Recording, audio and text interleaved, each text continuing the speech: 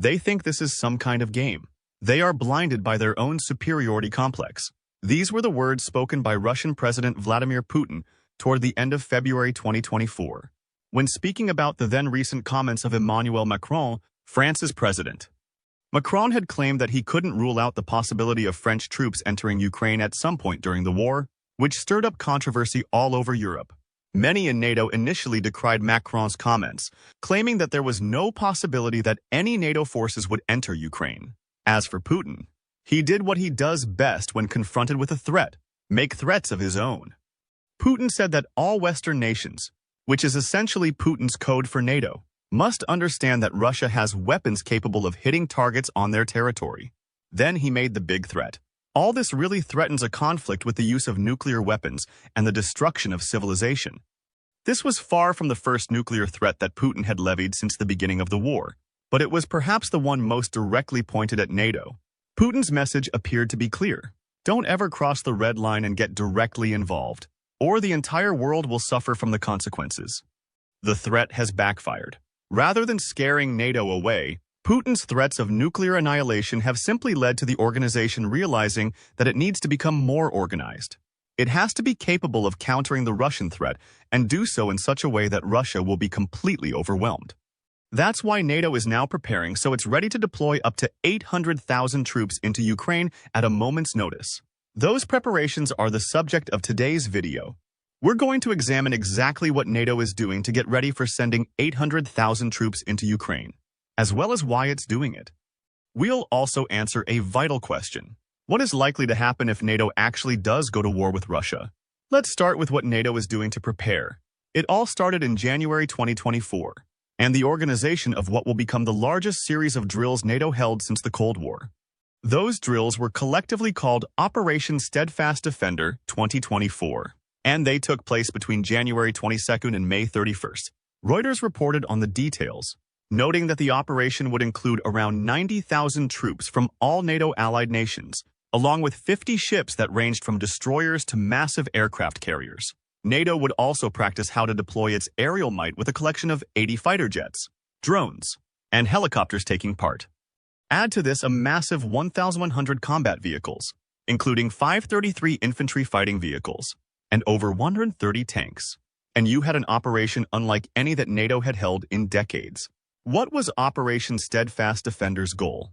To rehearse how U.S. troops could reinforce the forces of their European allies by deploying as quickly as possible onto the NATO alliance's eastern flank if war were to ever break out with a near-peer adversary. Of course, near-peer can only mean one thing in the context of these drills and their location: Russia. Chris Cavalli, one of NATO's top commanders, outlined the operation in more detail. He told reporters that Operation Steadfast Defender would primarily focus on the execution of regional defense plans NATO has drawn up to deal with a threat on its eastern flank. The drills would occur during a simulated emerging conflict scenario with a near-peer adversary, he claimed, before adding that the operation would demonstrate NATO's ability to rapidly deploy forces from North America and other parts of the alliance to reinforce the defense of Europe. The exercise dwarfed Trident Juncture, which took place in 2018 and involved 50,000 participants, with the only NATO exercise in recent memory that was larger being Reforger.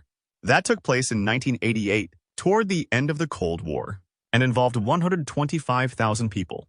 Cavalli also noted that the second part of Operation Steadfast Defender would place a deployment of NATO's Quick Reaction Force to Poland. That location is important. Poland offers routes into the Balkan states near Ukraine's north, as well as the Baltic Sea. It also offers a direct land route into Ukraine from its southeast borders. Other nations involved included Germany, which acts as a central hub for incoming troops, as well as countries like Norway and Romania, which sit on the fringe of the NATO alliance. Think of Operation Steadfast Defender as a prelude of what may come.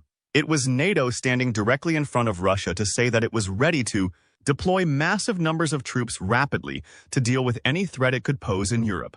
It was also a response to the threats Putin had been making since the outbreak of the Ukraine war. Granted, the operation was planned to start before Putin made his February threats, in response to Macron's comments. However, it's telling that these threats gave NATO no pause for thought during the rest of the operation. It continued through to mid-May regardless. Still, It was only 90,000 troops. That's a number Russia could potentially deal with, especially given that Russia is likely preparing to enforce a second round of mobilization that could add 300,000 soldiers to its forces in Ukraine by the end of 2024. But as we said, Operation Steadfast Defender was just a prelude. NATO's real plans are far grander, and they involve preparing to deploy as many as 800,000 troops to counter the Russian threat. In July 2024, Newsweek reported that the German newspaper Der Spiegel had claimed to get its hands on top-secret military documents from NATO. Within the pages of these documents lay plans to create what Newsweek calls an arterial highway throughout Europe, and involving the United States. That would allow NATO to deploy hundreds of thousands of troops against Russia if the need ever arrived. Germany will serve as the beating heart of this arterial highway. The report claims that Germany's highways, railways, and ports will serve as the launching points for troops onto the Eastern Front. They'll offer not only direct passage into Ukraine, but also enable NATO to transport troops into Poland and to bases in countries like Romania. If you recall from Operation Steadfast Defender, these were the countries that were directly involved in NATO's troop movement exercises during the first half of 2024. Newsweek's report goes on to point out that the arterial highway won't just be the transportation method used by up to 800,000 NATO soldiers. It will also enable the transportation of weapon systems, as well as around 200,000 armored vehicles and tanks. Most worryingly of all for Putin, the plans would enable them to move all of these soldiers and their equipment to the Eastern Front within 3 to 6 months. Two aspects of Germany's logistical infrastructure will make these plans possible: its ports on the North Sea and the A2 highway. Starting with the ports, the Center for Eastern Studies says that Germany maintains 19 seaports that open out into the North Sea. For context, this is a body of water to which Russia doesn't have easy access. To reach the North Sea, Russia would have to sail through the Baltic Sea, risking bombardment from Estonia, Latvia, Lithuania, Finland, and Sweden, all NATO allies, as it does. Or it would have to head north before doubling back on itself via the Norwegian Sea, which means attempting to bypass Norway, another NATO ally, before entering a sea that's bordered by the UK, Germany, Holland, and Denmark. In short, the North Sea is very difficult for Russia to control. Returning to Germany's seaports, they vary in size to include massive international hubs, such as those in Hamburg and Rostock, to regional ports including Wismar and Nordenham. All would play crucial roles in deploying 800,000 troops to the Eastern Front. Not only could the ports welcome troops from the previously mentioned European countries, which would then be deployed via the land-based transportation routes, but they would also be the main point of entry for U.S. soldiers. America would send its troops via the North Atlantic Ocean, arriving in the North Sea and into Germany. Add the ability to send transports into the Baltic Sea, which would carry troops into the Baltic states and Poland, and then onto Germany, and you have a powerful waterborne infrastructure in place. Then comes the A2 highway, also known as the Bundesautobahn 2, starting in the city of Oberhausen in Germany's west. This highway stretches for about 300 miles to reach the outskirts of Berlin in Germany's east. Crucially, it ends close to the German border, providing a means for sending soldiers into Poland and then possibly onto the Baltic states to reinforce the Eastern Front. But there's a problem with the A2 highway. The route includes 230 bridges, all of which would be obvious targets for Russia in its efforts to prevent NATO from mobilizing. Taking out even a handful of those bridges, while not making the A2 useless, would force the hundreds of thousands of troops using it to divert onto other roads, thus slowing their deployment. NATO's plans have built-in contingencies for just such a situation. Bases are to be constructed along the entire highway to house, resupply, and feed the thousands of troops who will use it to travel. These small bases are going to be so frequent that any transport using the Pound A2 will have the option to stop every 1,000 to 1,240 feet to resupply and rest. For context, the A2 is 300 miles, with each mile being equivalent to 5,280 feet. That would mean about 5 places to resupply every mile, adding up to a staggering 1,500 resupply points built into the main ground-based route that NATO will use to transport its 800,000 troops. Of course, that doesn't necessarily solve the bridge targeting problem. A Bundeswehr Homeland Defense Command spokesperson highlighted that when speaking about the leaked plans a couple of days after they were published. The planning takes into account not just one motorway as an axis of movement through Germany, the spokesperson claimed, but also many motorways and federal highways. In short, the A2 is just one example of several highways Germany is going to reinforce with masses of supply points to enable the transportation of NATO troops. There are other contingencies in place. A month before the NATO documents were leaked, the UK newspaper The Express revealed that NATO was in the process of creating 5 superhighways that stretch throughout Europe. Again, Germany will be the hub. 5 of its North Sea ports will welcome hundreds of thousands of soldiers from the US and other parts of Europe. However, other routes will be made available. One would see American troops land in the Netherlands, after which they'll be transported to Germany via train before using the same mode of transport to reach Poland. There will also be backup ports in Italy, Greece, and Turkey, with discussions in place for the 5th port to be stationed in Norway. 5 more options beyond Germany for landing troops. Those who alight in Italy could likewise use trains to move into Germany before moving on. Greece and Turkey would give NATO's troops the option to approach Russia via the Mediterranean, while offering the possibility of transporting troops by land into Bulgaria and Romania. As for a Norwegian port, it would offer an easy route into the Baltics via Sweden and Finland, as well as a potential passage into the Baltic Sea. Crucially, none of these corridors would be limited by local rules and regulations. All would allow free transport for NATO soldiers, cargo, and equipment without any need for holdups at borders. Newsweek provided more details about these land corridors in a June 2024 report. It noted that the plans for these land corridors have been in the making for decades. Italy will link to Slovenia, Croatia, and Hungary, for instance, with plans to also open the Dutch port city of Rotterdam to be used by the NATO alliance. Combined with Germany's focus on superhighways and becoming a hub for troops arriving via the North Sea, a complex logistical web emerges. 6 countries, once Norway is added into the mix, will serve as landing points for troops from the U.S. and the rest of Europe. Each will provide different passageways to the Eastern Front, creating contingency upon contingency. If Russia does happen to take out bridges on the A2 highway, for instance, it'll still face the prospect of troops flooding in through Italy, Holland, Greece, Turkey, and several other countries. The idea is simple. Create so many entry points that Russia isn't able to prevent the mass deployment of troops. But that brings us to another question. Why is NATO working so hard to create and reinforce this logistical network? After all, it's not like there isn't already a heavy U.S. presence in Europe. America's military already has 100,000 people stationed throughout Europe who are there to help defend the continental states, provide a quick crisis response, and handle training duties. The U.S. Navy also has its 6th Fleet stationed in Italy, along with the revived 2nd Fleet operating in the North Atlantic. Add to this the bolstering of the American footprint in Europe between February 2022, the month of Russia's invasion of Ukraine, and today with the addition of another 20,000 troops, and you already have a substantial presence. The problem is twofold. That presence may not be enough, and European countries still need to provide ways to properly mobilize those troops in addition to their own. So the first reason NATO is preparing all of these land corridors and options for transporting troops into and around Europe is logistical. Having troops on the European mainland is not the same thing as having them on the Eastern Front, with every day wasted because of shoddy logistical systems being a day that gives Russia another chance to advance or strike the systems that are in place. And that brings us to the second reason for the creation of this vast network. NATO believes that it needs to prepare for a broader war with Russia.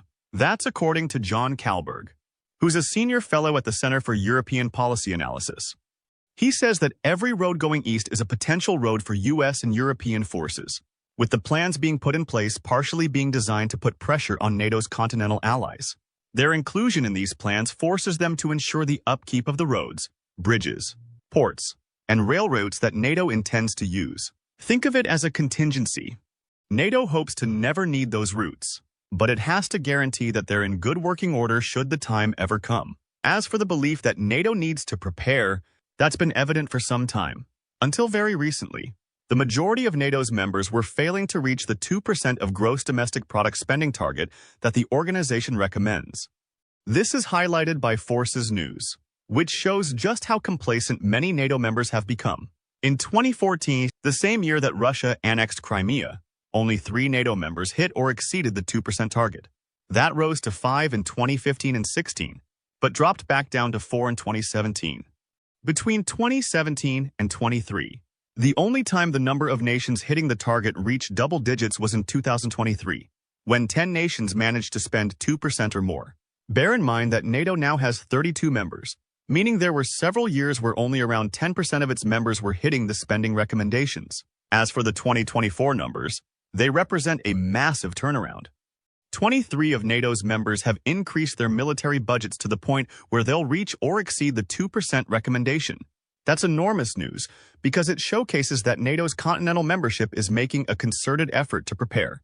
Militaristically, for the prospect of war, with the rhetoric coming out of NATO has also changed during the course of the Ukraine war. In the beginning, NATO was extremely wary of suggesting that Russia's invasion was a signal that Putin may have grander designs for the rest of Europe. That's why so many European nations were so slow to cross the red lines, which are actions that could provoke Russia to provide weapons and permission for Ukraine to use those weapons in Russia. The rhetoric has been changing throughout the war. This is perhaps best represented by Rob Bauer, a Dutch admiral who also serves as NATO's military committee chief. He made it clear that NATO was preparing for something big. Speaking in Brussels in January 2024, Bauer said, "We have to realize it's not a given that we are in peace. And that's why we, referring to NATO, are preparing for a conflict with Russia." While not a commitment to sending troops into Ukraine or onto the Eastern Front, Bauer's statements were a clear signal to Putin. "We're getting ready to fight you." That brings us back to the logistical preparations NATO is making. It's one thing to say that you're preparing for war. It's another to demonstrate that fact.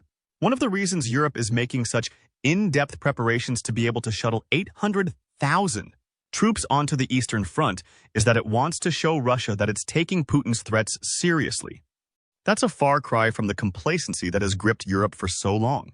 The increases in military spending, the changing rhetoric from NATO's leaders, Operation Steadfast Defender 2024, the largest military training exercise NATO has undertaken since the Cold War, and of course, the leaked plans for transporting troops around Europe, all are signals to Putin that Europe is getting ready for a fight, and that, crucially, it's doing what it needs to do to ensure the U.S. can properly support it in that fight.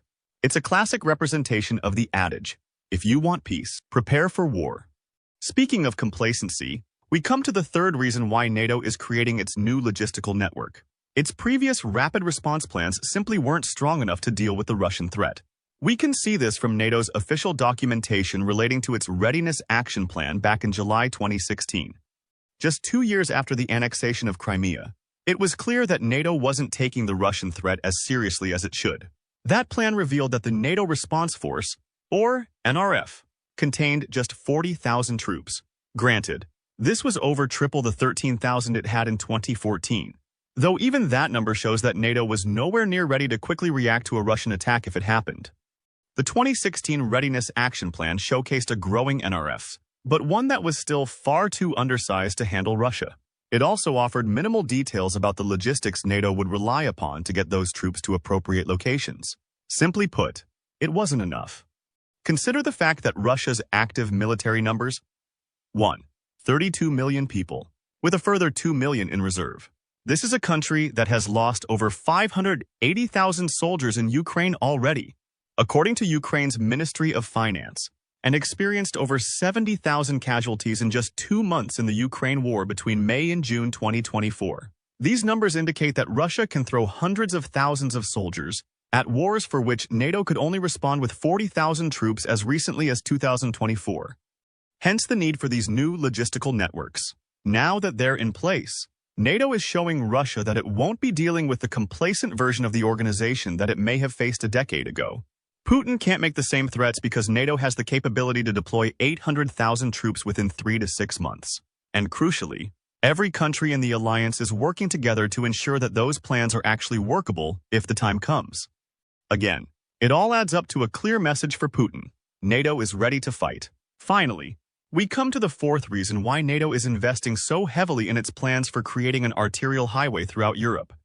It knows that Russia is capable of hitting almost any target in continental Europe with its ballistic missiles.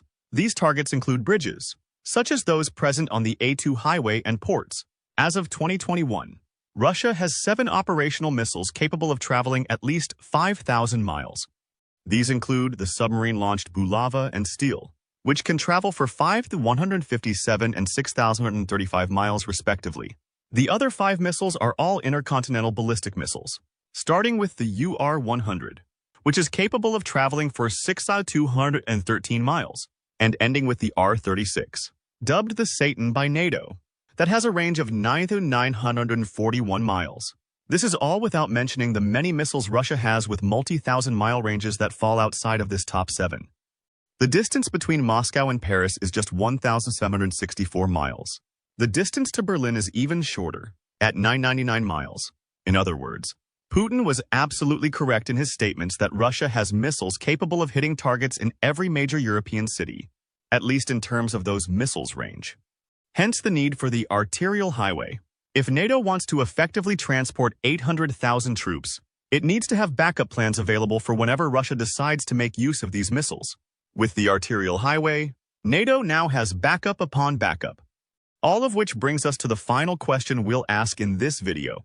What happens if NATO goes to war with Russia? Thanks to the arterial highway, NATO will be able to instantly transport hundreds of thousands of troops to every key strategic location it may need to fortify throughout Europe.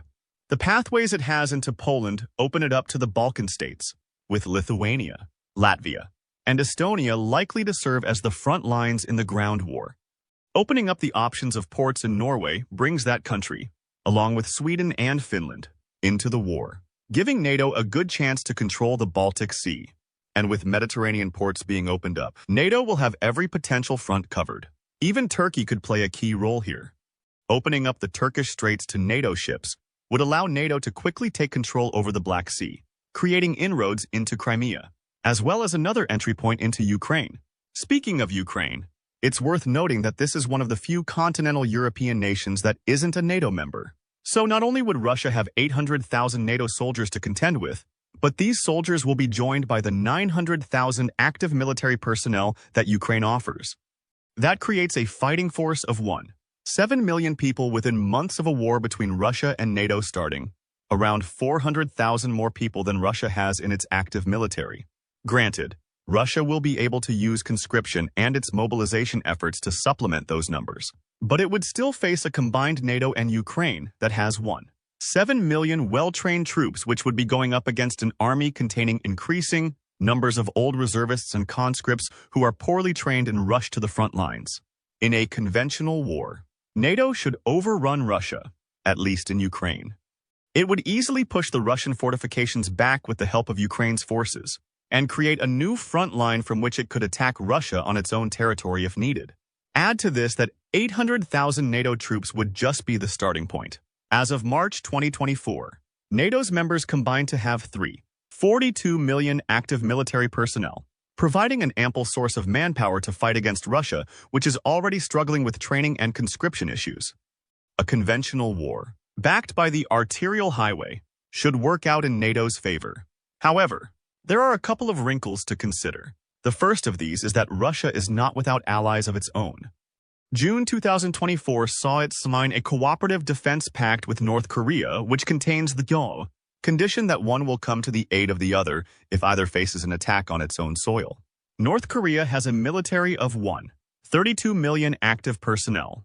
Though it's likely that these soldiers aren't as well trained as their NATO equivalents, Russia would also face logistical issues in shipping North Koreans over to the war's front, issues that NATO is already handling thanks to its arterial highway plans. Iran and China could also be factors. However, Iran is dealing with issues of its own as the threat of war with Israel looms ever larger. As for China, there's just as much chance that Beijing chooses to sit the war out, to focus on its interests in the Indo-Pacific, as there is for it to join Russia in a war in Europe. After all, a war between NATO and Russia would weaken both, which is only a good thing for China. The point here is that Russia's allies aren't as organized as the 32 countries that make up NATO. Where NATO can bring 800,000 troops to the fight within 3 to 6 months, it would take Russia much longer to convince its allies to send reinforcements, assuming it can convince them at all. That leaves us with one more thing to consider: unconventional warfare. In other words, even NATO's overwhelming ability to move 800,000 soldiers around Europe quickly doesn't counter the Russian nuclear threat. In desperation, It's possible that Putin could decide to turn to his policy of using nuclear blackmail to control the situation in Europe when faced with the prospect of a war against a rejuvenated and organized NATO. He has the fire, as the Arms Control Association points out. Russia has 5,180 nuclear weapons, 149 of which are strategic warheads that are already targeted at key locations in Europe and the United States. It also has plenty of missiles capable of reaching those locations, as noted before. NATO has counters to this threat as well. Both France and the UK have nuclear arsenals based in Europe, reaching a combined total of 515, many of which are likely targeted at Russia. And of course, the US has 5,244 nukes of its own, with 1,119 of those being tactical warheads. If Putin chose the nuclear option, his predictions on global devastation would likely come true. Whether he's willing to go that far remains to be seen. For now, NATO has plans in place to shuttle 800,000 troops throughout Europe. What do you think of those plans? And do you believe they would help make NATO the clear victor in a conventional war with Russia in the future? Share your opinions in the comments section, and thank you as always for watching the video. Now, go and check out why NATO's largest mobilization terrifies Russia, or click this other video instead.